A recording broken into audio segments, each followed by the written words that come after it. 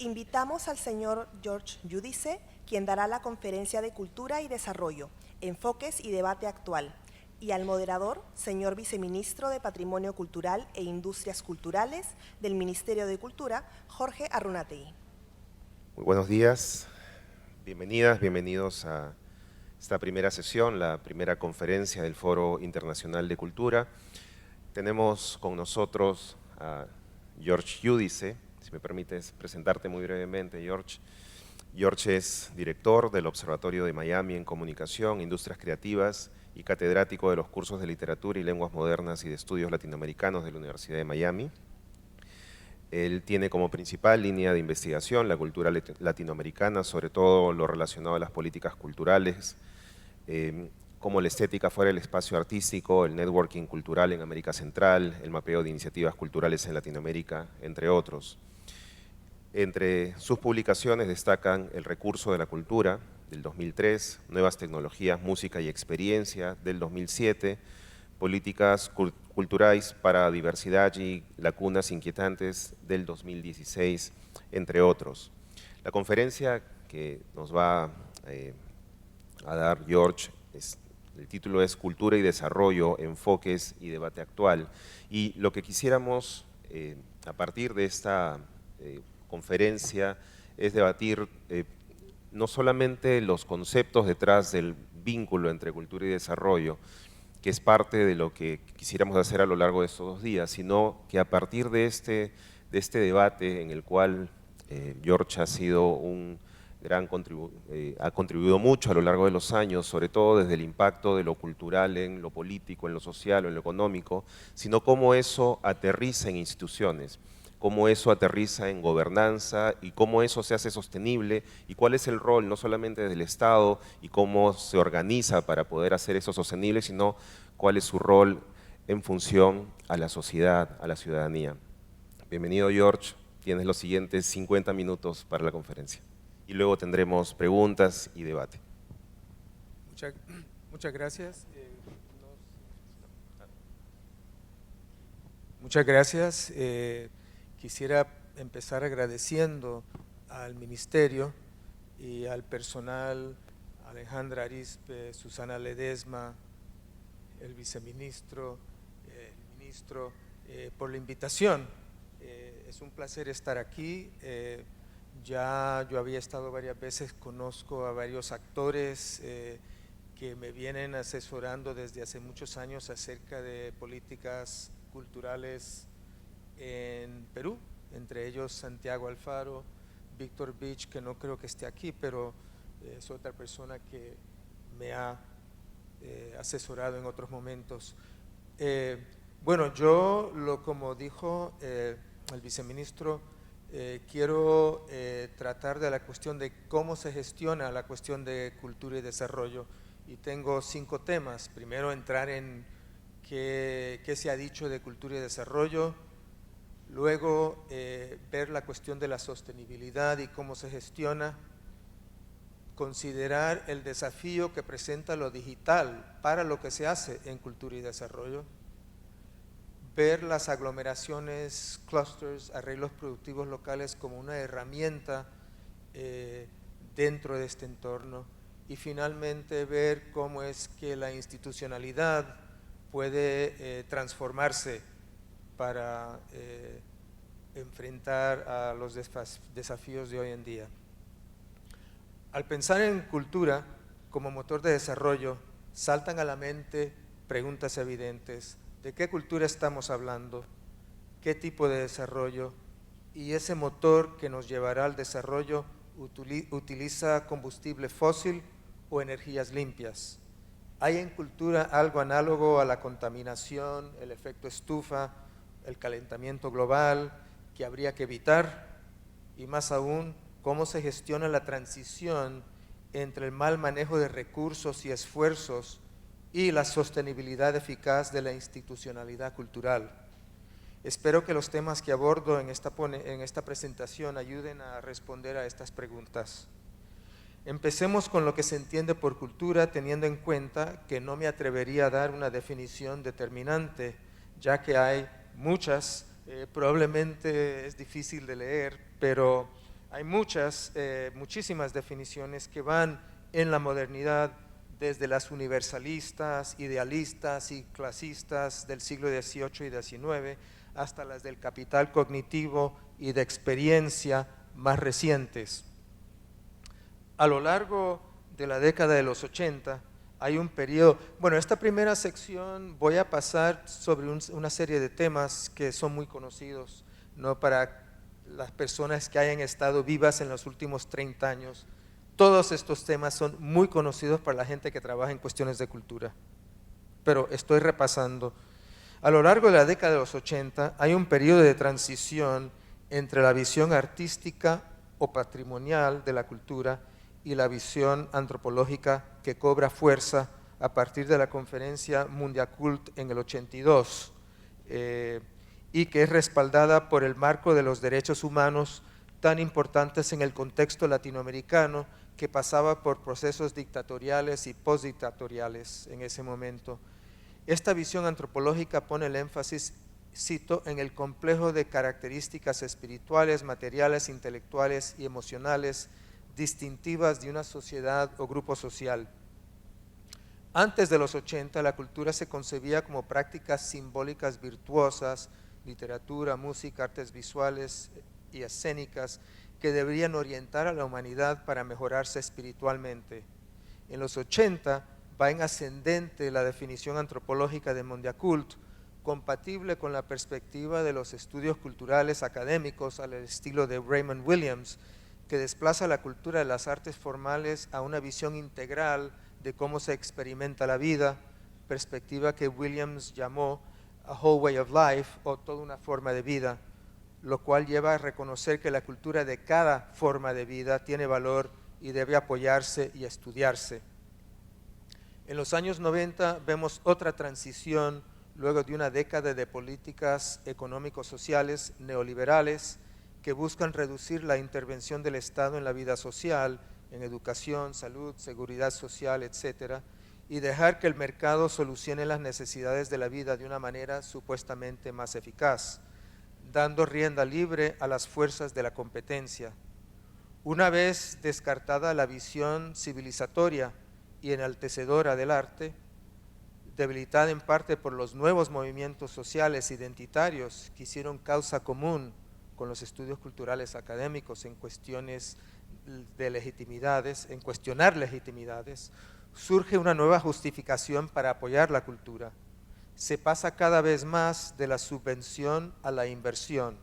Ojo, el cambio de término de subvención a inversión es importante. Así, la política cultural se hace receptiva para la transformación del apoyo al arte y el patrimonio a la inversión en las industrias creativas, marco conceptual mercadológico y mercantil que da lugar a la necesidad de justificar ya no tanto la subvención, sino la inversión.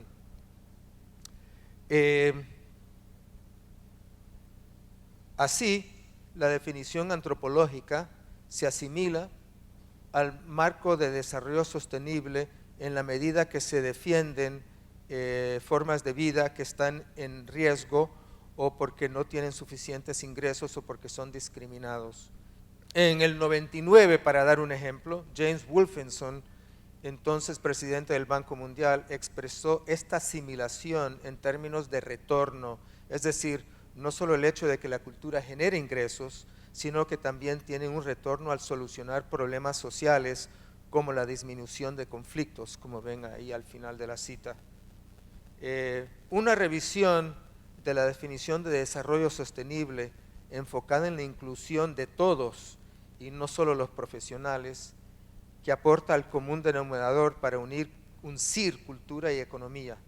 Se trata de que todos, incluyendo a los más desfavorecidos, desarrollen las capacidades de convivencia y gobernanza para influir en los entornos en que les toca vivir.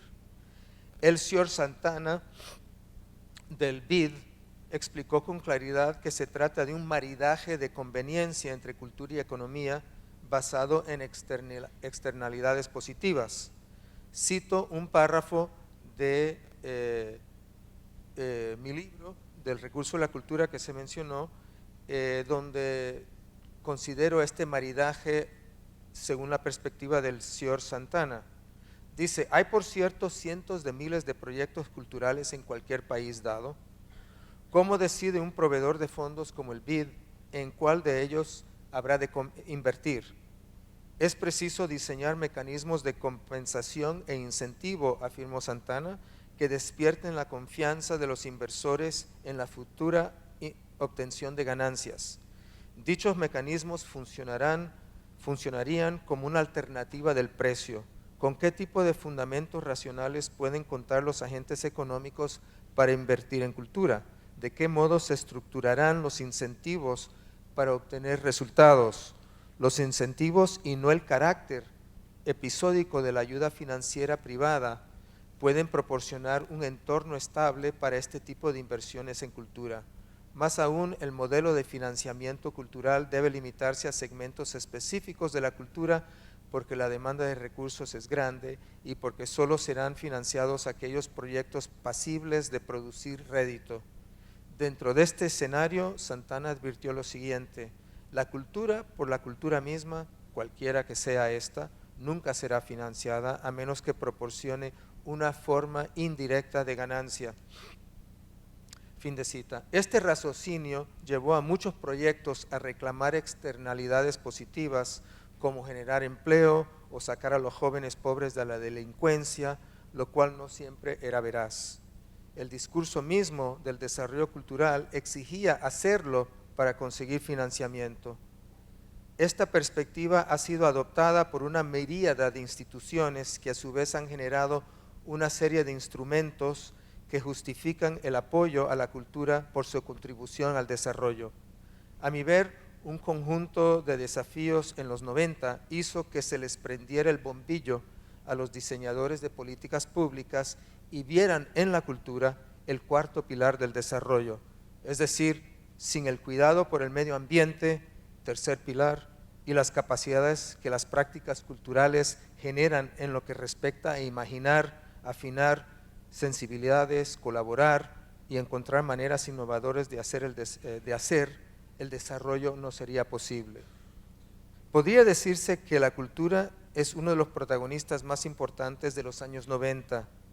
Hay una apuesta en valor coyuntural. Tenía la diapositiva, pero desapareció.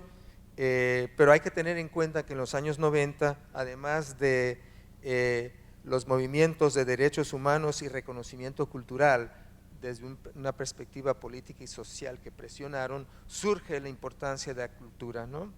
También se legislan a partir de los 80 una serie de constituciones pluriétnicas y culturales, como la brasileña del 88, la colombiana del 91, etc. La cultura, se procura la cultura a partir del 85 o 6 y a lo largo de los 90, de la inclusión de la cultura en el Acuerdo General de Tarifas del GATT y también de la Organización Mundial de Comercio, que genera un gran debate. Así que la cultura tiene una posición muy protagónica. Surgen las políticas de industrias creativas en los 90 y que se disemina esa política alrededor del mundo y se cruza con el bombo de las ciudades creativas que lamentablemente suelen resultar en gentrificación. La creatividad viene a ocupar el lugar que tenía la cultura, algo que se concretiza en las industrias creativas. El fortalecimiento del régimen de propiedad intelectual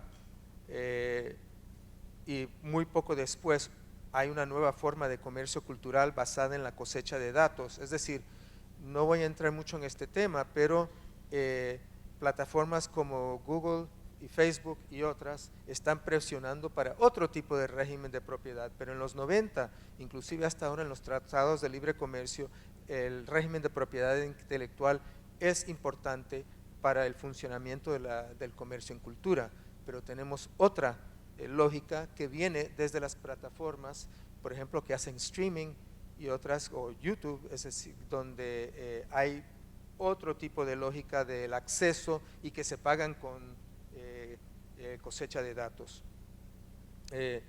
Y tenemos en el año 2005 la Convención para la Protección y Promoción de la Diversidad de Expresiones Culturales para contrarrestar en su inicio el comercio en cultura. Es decir, promocionar la diversidad. Hay otros factores que podríamos ir añadiendo a esta lista, pero creo que en las agendas multilaterales e internacionales a partir de los 90 surgen 4 agendas. Una que tiene que ver con el libre comercio, el emprendedurismo y la defensa de la propiedad intelectual.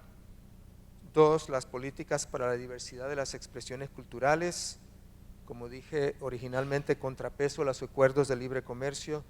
3, la economía creativa, ¿no?, orientada en gran parte hacia las exportaciones. Y 4, patrimonio cultural inmaterial, en que las comunidades son los principales actores, como en la cultura viva, ¿no? Paso a un segundo tema, que es gestionar la sostenibilidad.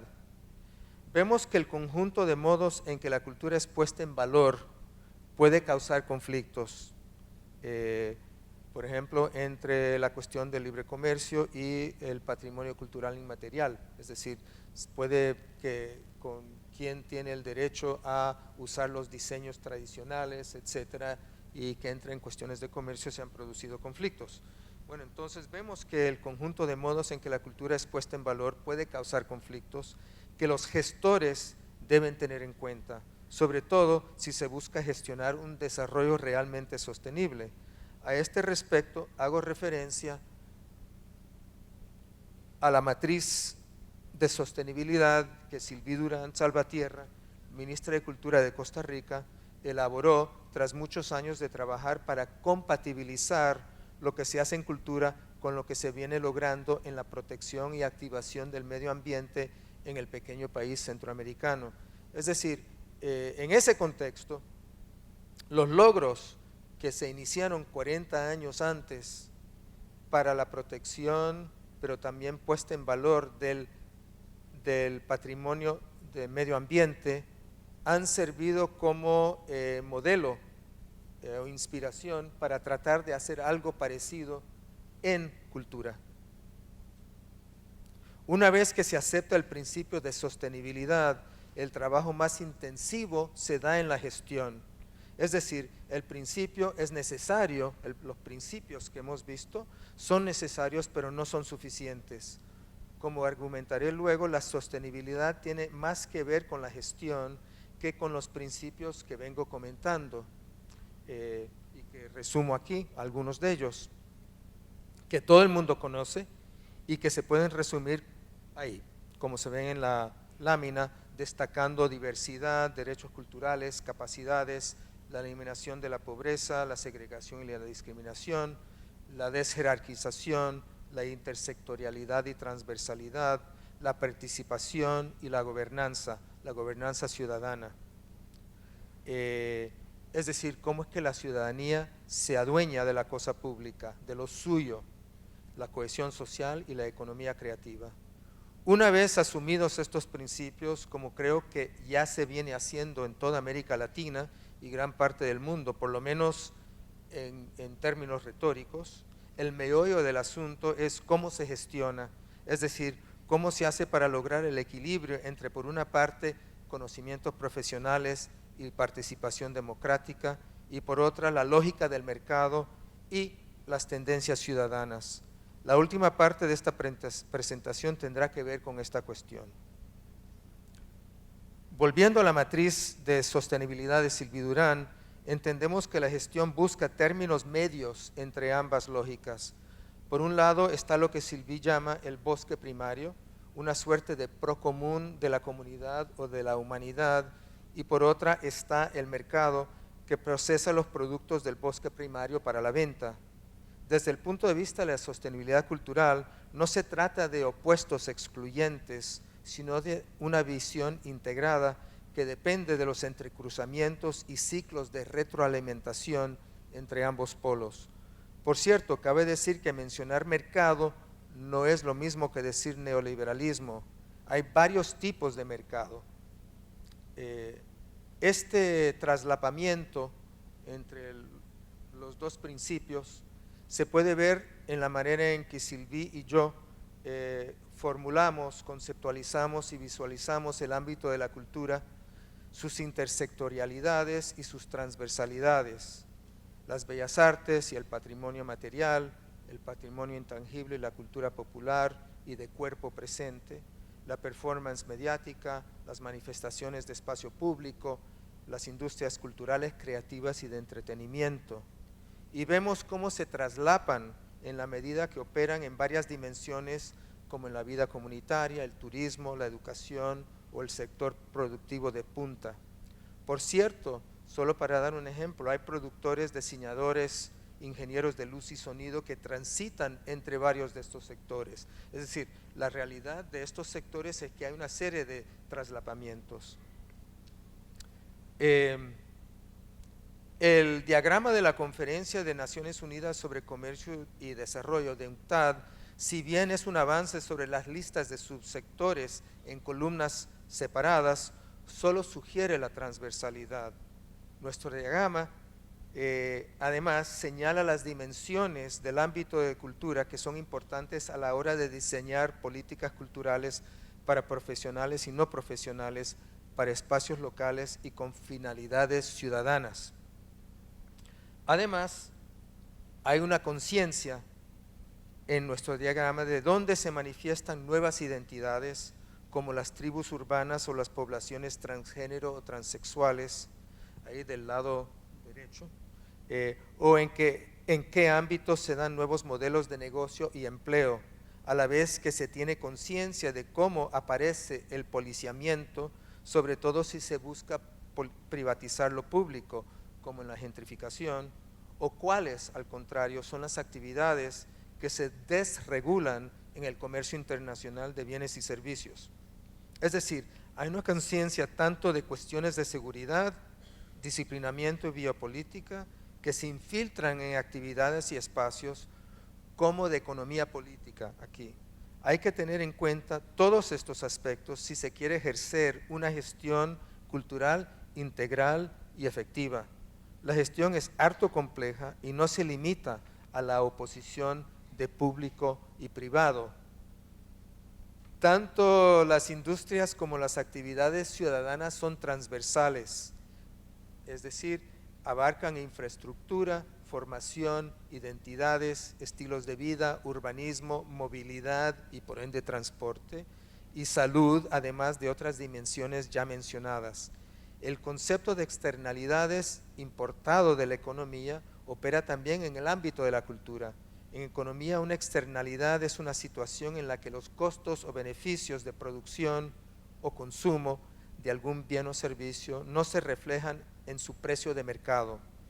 En política y gestión cultural se trata de los efectos colaterales que las producciones, consumos o usos culturales tengan en otras áreas, como la designación de una zona de ciudad para galerías de arte o laboratorios de nuevas tecnologías y medios.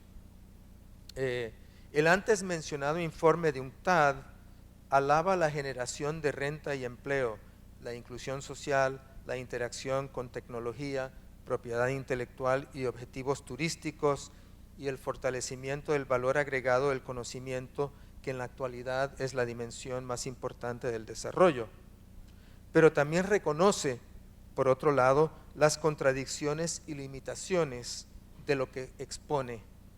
Por ejemplo, el informe incluye un resumen del estudio de Paulo Migués sobre el Carnaval de Bahía, mostrando pingües ganancias producidas por la fiesta, pero que también señala la enorme desigualdad y exclusión social en la distribución de los recursos generados por el Carnaval bayano. Migués aboga por una política regulatoria que distribuya equitativamente las oportunidades económicas que provienen de la comercialización, manteniendo el significado simbólico de la fiesta popular. Otros investigadores afirman que cualquier planificación de crecimiento sostenible para Salvador da Bahía tiene que pasar por la elaboración de un proyecto de reevaluación del papel del Estado y de la alcaldía en el carnaval, con la finalidad de salvar la más importante fiesta popular de la ciudad. Significa, entre otras medidas, sacarlas de las manos de un pequeño grupo de empresarios que hace más de 2 décadas ha dictado reglas y establecido privilegios en nombre de lo que llaman profesionalización del carnaval más democrático del mundo. En la práctica, sin embargo, esa máquina ha privatizado los espacios públicos, asfixiando las manifestaciones populares tradicionales o vinculadas a la cultura afrodescendiente. Entonces vemos que es claramente un problema de gestión aquí, ¿no? Hay un sinnúmero de ejemplos de estas externalidades problemáticas, por ejemplo, el desplazamiento de las poblaciones de bajos ingresos en el entorno del proyecto Puerto Maravilla en Río de Janeiro. Pero sin duda ustedes conocen muchos casos y no me parece que vale la pena detenerme en este punto negativo, que además muchos hemos explorado en muchos escritos. Lo que se colige del ejemplo de Carnaval de Bahía es la necesidad de una buena gestión orientada hacia el desarrollo sostenible, pues se echa de ver que los intereses creados no permitieron que las clases precariamente empleadas sacaran provecho, sobre todo los afrodescendientes, que son quienes han alimentado este carnaval con su patrimonio y sus cuerpos. Por cierto, pese al busterismo de la economía creativa por parte del informe de UNCTAD y el bombo del informe de la economía de naranja del BID, la enorme mayoría de la gente que trabaja en cultura tiene situaciones laborales harto precarias, y esto es un desafío para la gestión y las políticas culturales. La gran mayoría de la gente que trabaja en cultura tiene una situación precaria, si no informal.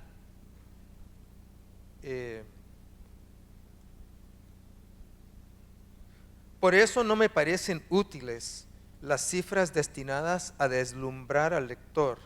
¿De qué nos sirve saber que la economía creativa o naranja generó 29,5 millones de puestos de trabajo en el mundo y 1,9 millones de puestos en América Latina y el Caribe, si no se nos dice que en el mundo hay 7,6 mil millones de personas y en América Latina y el Caribe hay 646 millones de personas? Porcentualmente, eso equivale a que el 6% o más o menos la mitad de la media mundial trabaje en estos puestos de cultura. Más aún, si nos enteramos de que América Latina tiene una de las tasas más altas de trabajo informal, 43% según las cifras en la lámina, pero la Organización Internacional del Trabajo estima la informalidad en América Latina en el 47%. Si nos enteramos de eso, y además que el sector cultura, según Ernesto Piedras, economista de la cultura, el empleo en cultura tiene una tasa, la informalidad en cultura tiene una tasa más alta aún, entonces nos damos cuenta de que un porcentaje alto de esos 1,9 millones de puestos no son de buena calidad. Y esa situación es aún peor entre los jóvenes. Otro desafío para la gestión. En cultura y desarrollo, una visión distinta desde los jóvenes, Néstor García Canclini, Francisco Cruces y Margarita Urteaga concluyen que hoy en día las prácticas laborales de artistas o promotores o gestores que trabajan en editoriales, discográficas o galerías de arte están inducidas por la precariedad de los trabajos efímeros que consiguen, las exigencias laborales de ser autoempleables y estar disponibles todo el tiempo, la necesidad de completar los ingresos como artistas, editores o músicos independientes con lo que pueden obtener en otras tareas. La versatilidad entre diversos oficios, formas de colaboración y aún lenguas y países es facilitada por las redes digitales, pero es también un requisito normalizado por la flexibilización de los mercados laborales y la incertidumbre acerca del futuro de los trabajos. Tener varios perfiles profesionales y aprender a trabajar con especialistas en otros campos son necesidades del entorno sociocultural. Final de cita. La gestión cultural tiene que asumir este reto también de la precariedad del trabajo. En Francia se intentó con los intermitentes en cierto momento, pero también fue eliminada la ley de los intermitentes de las artes escénicas. Y desde luego El sector cultural no puede afrontar este desafío solo, tiene que trabajar conjuntamente con ministerios de trabajo y otras instancias. Es decir, la transversalidad en este campo es evidente. Preguntas para hacer, ¿no? Para los emprendimientos. Más allá de los ingresos, ¿qué preguntas hay que hacer para evaluar la calidad de los empleos en cultura y creatividad? ¿Cómo se financia el emprendimiento? ¿El Estado, el capital privado, el tercer sector, el autosubsidio? ¿Cuáles son las condiciones laborales? ¿Hay contrato? ¿Se trabaja off the books? ¿Es intermitente? ¿Quiénes son los beneficiarios? ¿Se distribuyen los beneficios a amplios sectores de la población? ¿Qué modelo de gestión se emplea? ¿Contribuye al desarrollo de las capacidades de los empleados? ¿Se apropia del patrimonio de algún individuo o grupo que no se beneficia? ¿Aprovecha redes y encadenamientos verticales y horizontales para apalancar sinergias? Hay una serie de preguntas que deberían hacerse con respecto a este desafío. En una entrevista que se me hizo para promocionar este evento, expliqué que la participación de América Latina y el Caribe en el comercio cultural es relativamente bajo, por lo menos más bajo que su cuota de población mundialmente. Pues no hay que olvidar que una parte sustancial de las facturaciones en cultura, sobre todo la manera en que se miden en un entorno de comercio libre, implica que las ganancias pueden migrar a las oficinas centrales de las grandes empresas de cultura, productoras de cine, plataformas de internet, etcétera. Lo cual me lleva al desafío de lo digital. Próxima sección. En varias entrevistas que se me han hecho, se me pregunta cuál sería el Hollywood o el Google de América Latina. Es decir, la idea es que si América Latina quiere tener un real desarrollo cultural, debería tener algo como un Hollywood o un Google o un Facebook, es decir, una plataforma donde aparece la cultura. Veo muy difícil pensar el desarrollo cultural a partir de esos modelos, no porque no tengan méritos, sino porque su modelo de gestión tiene que ver con vencer y absorber a sus competidores. Desde luego, los países latinoamericanos son competitivos en sus artes, industrias culturales y creativas y patrimonio, y por cierto hay unos mini Hollywood que se llaman Televisa o Globo. El sector cultural latinoamericano no puede competir económicamente, no obstante. Tengamos en cuenta que las 30 películas más caras de producir en la historia del cine, y recientes, todas estadounidenses, suman un monto de 7,000 millones de dólares. ¿No? Tengamos en cuenta también que en las plataformas de entretenimiento más usadas en la actualidad, que son Facebook y Google, estas están dispuestas, ¿no?, a gastar 19,000 millones para adquirir una empresa que les aumentará su capacidad de alcanzar a más y más usuarios. Entonces, los 7,000 millones que se han gastado en las películas más caras, en los estudios de Hollywood, y los 20,000 millones o los 19,000 millones que se gastaron para comprar WhatsApp, por ejemplo, son mucho más que todos los presupuestos culturales de todos los países de América Latina y del Caribe juntos. Entonces, un ejemplo de por qué el modelo del Hollywood latinoamericano o del Google latinoamericano es difícil, porque el modelo es que las empresas están dispuestas a gastar fortunas para adquirir ciertos beneficios que les traen otras empresas para su comercio. No menciono estas cifras para sugerir que habría que abandonar los esfuerzos por mejorar las condiciones para las industrias culturales y creativas en América Latina y el Caribe. Creo que podría haber grandes ventajas en trabajar conjuntamente, como se viene tratando de hacer en el Mixur. Pero al menos en el Mixur en que participé yo en el 2014, no había estrategias para enfrentar el poder de las nuevas plataformas distribuidoras en Internet, como YouTube, que es gratuita, o como Netflix, que que para los usuarios no es cara y permite ver un sinnúmero de películas y series. Cada vez más, bueno, ahí falta también las diapositivas, no sé qué pasó, de Netflix, pero cada vez más dominan el mercado estas plataformas, y Netflix como Amazon Studios ya están haciendo sus propias producciones o coproduciéndolas con empresas latinoamericanas. No voy a entrar en detalles aquí por cuestiones de tiempo, ¿no? Sobre este desafío, pero les remito a esta revista donde coordiné una serie de estudios sobre este fenómeno, ¿no? Cómo el entorno digital es un desafío para las políticas culturales, para la diversidad cultural, que se puede bajar gratuitamente en el enlace que ven ahí. Solo menciono 2 datos para que se tenga en cuenta el alcance del desafío, si es que aparecen. En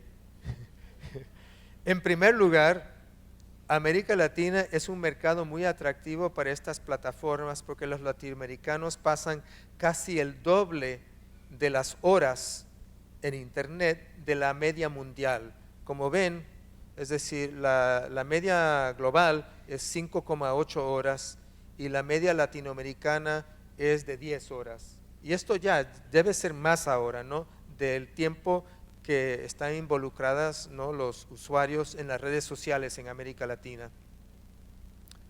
Y segundo, ambas plataformas están buscando la colaboración de gobiernos y telefónicas para aumentar su ya enorme cuota de mercado, ¿no? Facebook y las otras megaplataformas no dejan ningún cabo suelto en su búsqueda de cada vez más usuarios. En América Latina están proporcionando servicio en las comunidades más pobres, no solo porque ahí ganan usuarios que carecen de otro servicio y que pagan con sus datos, sino que también pueden promocionarse como proveedores de servicios humanitarios donde el Estado se encuentra ausente. Es decir, que a su manera están proporcionando inclusión. Paso brevemente a las aglomeraciones, y aquí sí voy a saltar rápidamente y uso el caso de Costa Rica, que solo lo voy a mencionar muy brevemente, no voy a detenerme, donde hace 40 años era uno de los países más deforestados de América Latina. En estos 40 años ha logrado duplicar la superficie forestada del país y generar una industria de turismo que se pliega a políticas de desarrollo sustentable, ¿no? La pregunta que se hace la ministra de Cultura de Costa Rica es: ¿puede lograrse algo así en cultura? Es decir, ¿puede lograr el protagonismo, la voluntad política, etcétera, que se necesita para tener este tipo de éxito que ha tenido la industria del turismo? Donde no hay patrimonio, es decir, el único patrimonio que tiene Costa Rica es la naturaleza. No hay pirámides, no hay culturas ancestrales, es decir, no es como Río de Janeiro que tiene, o Colombia, que tienen un gran patrimonio musical. Entonces han tenido que hacerlo con naturaleza, ¿no? Y ahí entra en juego la cuestión del desarrollo sustentable. Pero como dije, voy a ir saltando. También voy a saltar aquí las aglomeraciones y la creación de clusters que se está tratando de implementar en este momento en Costa Rica, inclusive en el barrio donde vivo yo, que en los últimos 5 años se ha convertido en el centro gastronómico de la ciudad, y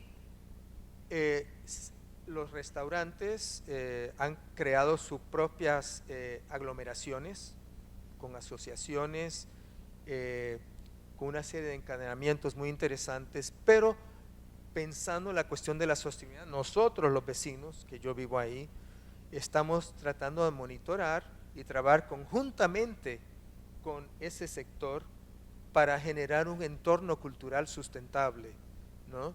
¿Qué es lo que vemos aquí? Es decir, nos reunimos arquitectos, políticos, ingenieros, urbanistas, la policía para la cuestión de seguridad, para ir colaborando, ¿no?, de una manera integrada con este proyecto de desarrollo en este barrio. A donde sí quería llegar, dejando de lado este aspecto, es al de el de la Secretaría, bueno, de Economía Creativa del Brasil, que en 2011 fue creada y que adoptó esta tecnología de los arreglos productivos locales para aplicársela a los puntos de cultura, ¿no? No voy a entrar ustedes conocen bien qué son los puntos de cultura porque también establecieron un programa de cultura viva de puntos de cultura acá en Perú. Pero lo interesante ahí es que se intentó establecer el tipo de encadenamiento que se ha visto en otros sectores industriales para estos puntos que, digamos, no son grandes empresas, son iniciativas culturales, algunas con algunos bienes y servicios de los cuales pueden aprovechar. Entonces, se emplea esta noción de arreglos productivos sociales, que es identificada como el modo mediante el cual en la región italiana, originalmente de Emilia-Romagna, las organizaciones asociativas de pequeñas y medianas empresas en textiles, cerámica e ingeniería consiguieron una alta competitividad internacional. En el Brasil se empezó a utilizar este término a fines de los 90 para referirse a un espacio social, económico o históricamente construido a través de una aglomeración de empresas o productores similares o fuertemente interrelacionadas e interdependientes que interactúan en una escala espacial local definida y limitada a través de flujos de bienes y servicios. Para ello desarrollan sus actividades de forma articulada por una lógica socioeconómica común que aprovecha las economías externas, el binomio cooperación-competencia, la identidad sociocultural del local, la confianza mutua entre los agentes del aglomerado, las organizaciones activas de apoyo para la prestación de servicios, los factores locales favorables, recursos naturales, recursos humanos, cultura, sistemas cognitivos, logística, infraestructura, etcétera, el capital social y la capacidad de gobernanza en la comunidad, ¿no?, que me parece crucial la cuestión de la capacidad de gobernanza de la ciudadanía misma. Según el gestor que fue contratado para hacer esto, que ya había tenido esta experiencia en otro sector y lo llevaron a la Secretaría de Economía Creativa para poner en operación los arreglos productivos locales para los puntos de cultura, dice, al actualizarse la noción de los arreglos productivos locales como tecnología social en el ámbito de la cultura y el desarrollo digital de base comunitaria, es posible con esta herramienta hacer una serie de procedimientos de gestión para los puntos de cultura. Voy a saltar esto porque quiero llegar al último punto que me parece importante y es cómo transformar la institucionalidad cultural, ¿no? Y hablo a partir de dos ejemplos, uno que se llama Casa Gallina, que es una casa, un curador de arte que salió del mundo del arte para trabajar en una comunidad con los vecinos y que ellos se apropien del espacio y vayan ellos mismos determinando qué tipos de proyectos van a hacer. La casa se ocupa de encontrar profesionales y otros que puedan colaborar. Entonces, lo que buscan es un intercambio, una colaboración de saberes distintos para así ir encontrando modos de hacer innovadores, ¿no? Y el Media Lab Prado en Madrid, de una escala mucho más grande, que pone en práctica cuestiones parecidas. Casa Gallina en la Ciudad de México y el Media Lab Prado, dos experiencias que procuran crear una nueva institucionalidad, ya no principalmente artística, sino de invención e innovación más íntegramente social, corresponden, a mi ver, al llamado a transformar las instituciones existentes mediante la invasión transversal de ideas cuya audacia está relacionada con la de la imaginación artística o que rebasa la imaginación artística. Es una frase que tomo de Claire Bishop en un libro sobre arte colaborativo. Ambas iniciativas entienden a la gente que participa en sus espacios y procesos como usuarios, término que se traslapa, pero subraya de otra manera, ¿no? Qué eran o cómo se conciben también audiencias, públicos, etcétera. Pone el énfasis en otro lugar, el usuario, la idea de usuario. Y es un término además que se hace más palpable en nuestra era de Internet, que le ha dado protagonismo al usuario más que al público o la audiencia. Se trata de un cambio de paradigma, bueno, esta diapositiva sí apareció. Se trata de un cambio de paradigma de manera que el usuario, en la formulación de Stephen Wright, sería un concepto más apropiado para nuestro entorno digital en que el fenómeno del hackeo ha entrado en vigor, por cierto, a semejanza de ciertas prácticas artísticas. El hacker se refiere a alguien que entra sin autorización en redes de producción de conocimiento de todo tipo y libera ese conocimiento de una economía de la escasez. Más aún, el valor del hackeo tiene que ver con una forma de colaboración, la contribución anónima a configuraciones que se usan colectivamente en el espíritu del software libre. Desde luego, la participación y la colaboración son prácticas que se han ensayado en varios tipos de experiencia estética, por ejemplo, la danza y el teatro, pero se vuelven principios de actividad cotidiana en nuestra contemporaneidad, con usos banales, tuiteos y facebookazos, y otros más complejos, Wikipedia, Occupy, 15M en España. En la cultura digital 2.0 se monetiza la actividad del usuario, como en la cultura del espectáculo se monetiza la espectaduría. También en la economía de la experiencia de los museos, de cuyos asistentes cada vez más se extrae valor según la lógica 2.0 de minería de datos. Stephen Wright se pregunta, ¿cómo sería un museo 3.0?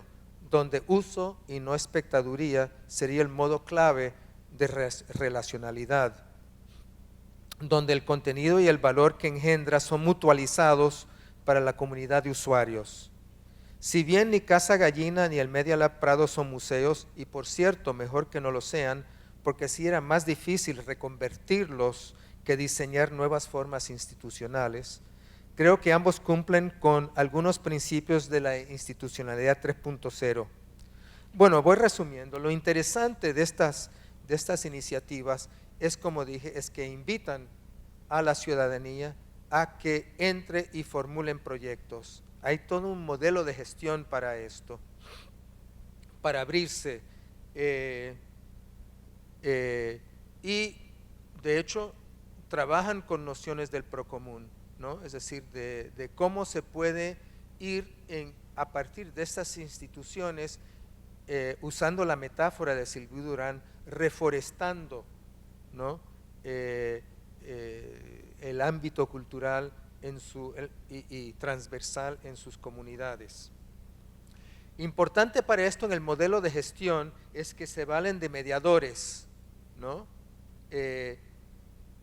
Y mediadores que trabajan con la gente que llega, porque en estos espacios no necesariamente se sabe de antemano qué se hace ahí. No es como un museo en que uno tiene una ruta y ve cuadros, lee los textos de la pared, etcétera. No, aquí el proyecto es cómo ir creando proyectos.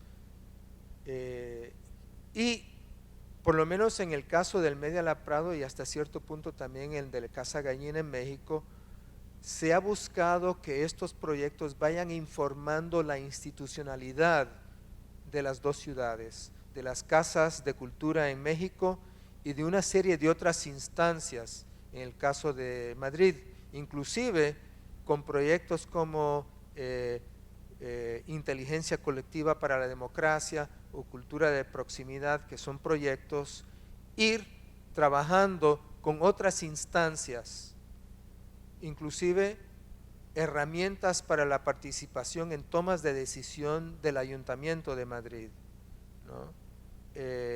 Así que lo que vemos es que, y algo que me parece que sería una recomendación, cómo se puede aprovechar cierto nuevo tipo de institución que a su vez ayude a la institucionalidad ya existente a ir transformándose, que me parece que estos dos casos dan ese ejemplo. Entonces, solo para terminar, he tocado estos temas, ¿no? El cultura y desarrollo, los desafíos, la gestión de la sostenibilidad, que me parece importante para este sector, el desafío que presenta lo digital, los clústeres y arreglos, y luego cómo se puede hackear la institucionalidad y establecer una gobernanza ciudadana. Muchas gracias. Sí, muchísimas gracias, George, por esta muy estimulante charla. Conversemos, si te parece, un poquito sobre varios temas, porque más allá de que hayan habido estos saltos tecnológicos involuntarios, han habido varios temas que has tocado que me parece que sería interesante abordar desde una perspectiva local. Déjame ir por el comienzo un poquito, porque tú cuando planteabas esta discusión que está bastante desarrollada alrededor de la importancia de la cultura como factor de desarrollo, y tocando, bueno, por ejemplo, aquella conferencia o el discurso de Wolfenson en Florencia en el 99, aquel discurso se basaba en la cultura primero como un elemento a través del cual se puede mejorar la productividad de alguna forma. Él mencionaba este caso de cómo podía haber sido posible que se enseñara a los niños con libros que no tuvieran ninguna relevancia cultural para ellos. Y el segundo aspecto cultural que él mencionaba era la cultura, pero bien asociada al desarrollo económico a través del turismo, posiblemente, ¿no?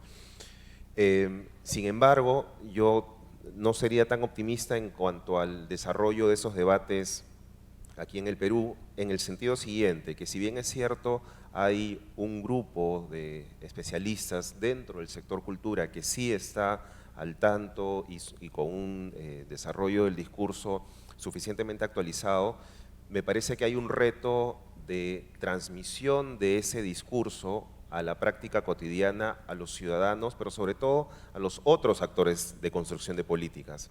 Hoy, y tal vez también por el tipo de discusión que se ha tenido en el país alrededor de la cultura en el Perú, hay todavía un sesgo muy fuerte hacia cultura asociada con patrimonio y en el caso particular del Perú, patrimonio arqueológico, y ese es un arraigo muy fuerte del cual es muy difícil salir y es bastante recurrente.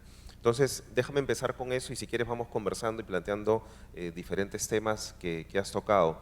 ¿Cómo salir de eso? ¿Cómo salir no solamente de esta lógica un poco endogámica de la discusión cultural para trascender a ella e ir a un discurso que pueda calar en la ciudadanía, pero sobre todo en estos otros actores políticos que son importantísimos en una construcción mucho más moderna de la política cultural?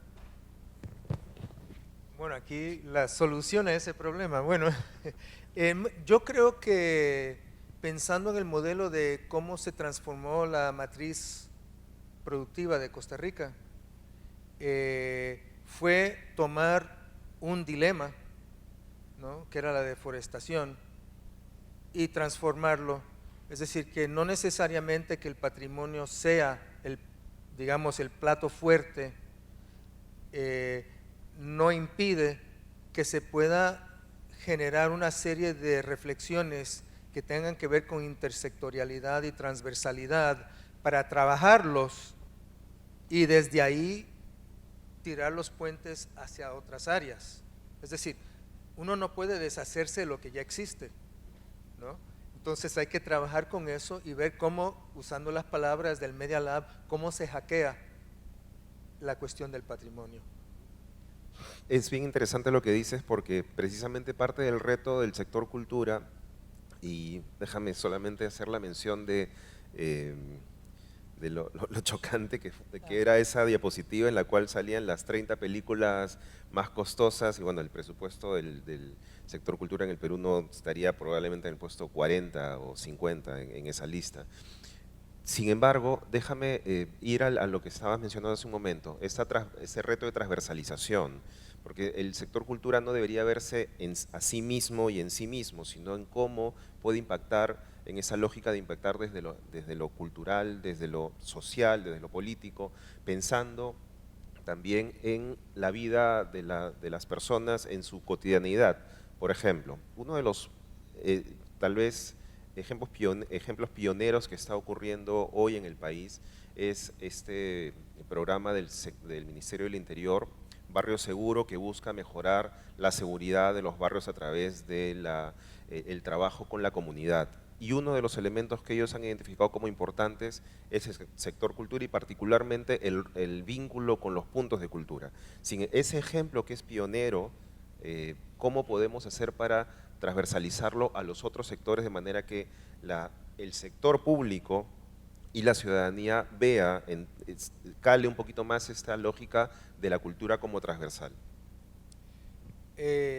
Bueno, no se me ocurren todas las posibilidades, pero algo muy interesante de los puntos de cultura en Brasil, y sobre todo algunos, inclusive antes de que fueran puntos de cultura, es que siempre tuvieron padrinos muy famosos. El mismo Gilberto Gil fue padrino de uno de las iniciativas a partir del año 93, como también Caetano Veloso.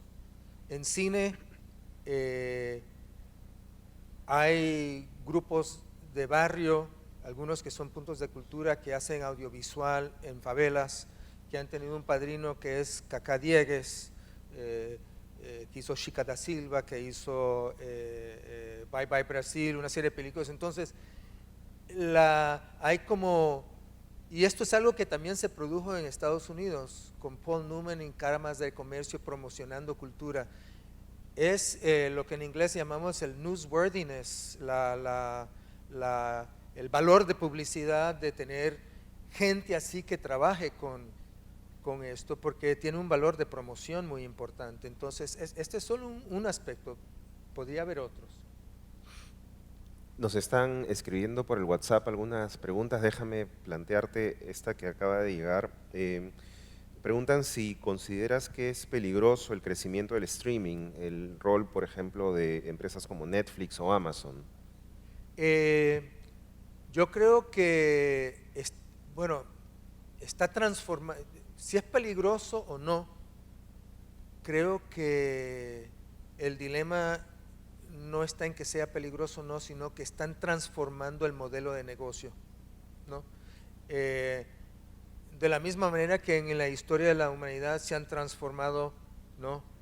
Los negocios pueden tener elementos negativos, pero el audiovisual, por ejemplo, en relación a Netflix, Amazon Studios y otros, si es que se establecen como las plataformas prioritarias para la distribución y circulación de audiovisual, se van a tener que encontrar otros modelos de negocio para trabajar con eso. Entonces, si es peligroso o no, la cuestión es qué hacer, cómo frenar, si es que es posible frenar a Netflix, Amazon Studios, etcétera, o cómo ir desarrollando otras posibilidades, ¿no? Yo había pensado eso en relación cuando participé en Mixur en el 2014, era mi pregunta. Están reunidas todas las industrias culturales y creativas del sur, ahí, ¿no? Que fue en La Plata, ¿no? Y qué se está haciendo para este nuevo entorno, ¿no? No tomándolo como peligro, porque desde Argentina y Colombia no van a frenar a Netflix y Amazon. Entonces, ¿qué se va a hacer para generar un modelo de negocio que sea competitivo en este entorno que está surgiendo? Entonces, yo veo la pregunta más por ahí que lamentar que exista esto. Tenemos que ir cerrando, lamentablemente, esta primera conferencia. Sin embargo, no quería cerrarla sin preguntarte, ¿cuáles podrían ser estos requisitos que tendríamos que tener desde el sector público precisamente en esa lógica de flexibilidad y de adaptabilidad? Mencionabas esos ejemplos, este hackeo y los ejemplos en Madrid. ¿Cuáles serían esos requisitos que deberíamos de alguna forma seguir o cuál es la permeabilidad y elementos de permeabilidad que deberíamos tener desde el sector público, precisamente para capturar toda esta dinámica, gran dinámica social, gran dinámica y aporte de la comunidad y en una lógica en la que además la tecnología está avanzando tan rápidamente? Bueno, yo creo que lo que mencioné, es decir, que se empiece a pensar que las instituciones del sector cultura, las instituciones públicas, se abran a que sean adueñadas por la ciudadanía en términos de tomas de decisiones, de proyectos que se pueden hacer. Hay una serie de herramientas que se han generado para esa participación, de manera que no se trata de que un sector se adueñe un grupo se adueñe de cierta institución, sino que las herramientas son las de e-participación que se usan, que hacen posible eso. Empezar, digamos, por la base de esas instituciones e ir viendo cómo esas pueden ir incidiendo hacia arriba. Bueno, siguen llegando preguntas, lo cual simplemente nos refleja el gran interés que se ha generado no solo el foro, sino la estimulante conversación y sobre todo la exposición que has hecho, George. Has planteado además temas que van a ser parte de la discusión hoy y mañana, este tema que mencionabas, sobre todo de la precariedad del empleo en el sector cultural, va a ser precisamente el panel 4, así es que no quiero robar más tiempo a los otros expositores, solo darte las gracias por esta charla y por favor quisiéramos despedir a George con un fuerte aplauso. Muchas gracias.